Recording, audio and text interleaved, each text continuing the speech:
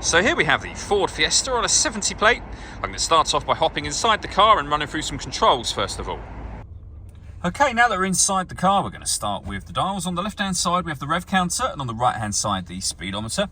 In the middle at the bottom, we have the fuel gauge and coolant temperature gauge, and above that, the main trip computer section. So you can change the information that's displayed there. We have vehicle settings, your telephone, audio, your navigation menu, and then we've also got a digital readout for the speedometer as well. And the buttons to change that information are just here. We have phone and stereo controls beneath that. Stereo controls continue on the left, along with a speed limiter and cruise control just here. Once you set cruise control, you can hit this button. This car is able to maintain its own distance between itself and the car in front automatically, both speeding up and slowing down based on the car in front's speed. Also on that screen, you can also see the total miles for the car. They are 4,589. Over in the centre, we then have the main touchscreen for the car, which includes the satellite navigation I was just talking about.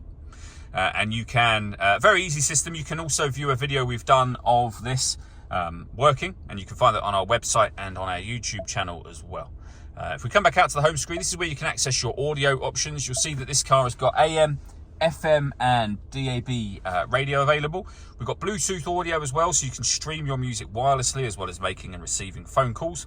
This car's also got two separate USB inputs, so if you plug devices into those, they'll appear up here as further options for you. And then back out to the home screen, this is where you pair your phone.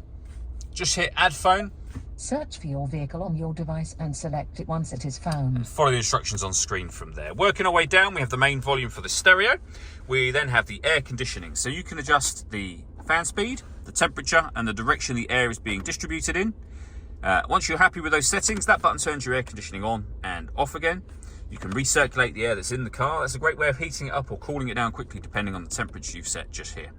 We have a heated rear screen and a proper heated front screen as well. We then have a 6-speed manual gearbox, one of the two USB inputs I mentioned a moment ago, and then these buttons here. So you can turn off the stop and start for the car.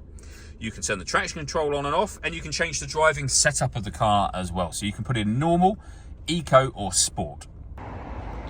All that leaves me to say is thank you for taking the time to watch this video. If you'd like to come and see the car in person and have a test drive, please feel free to call either of our MJA sites. We'd love to hear from you soon.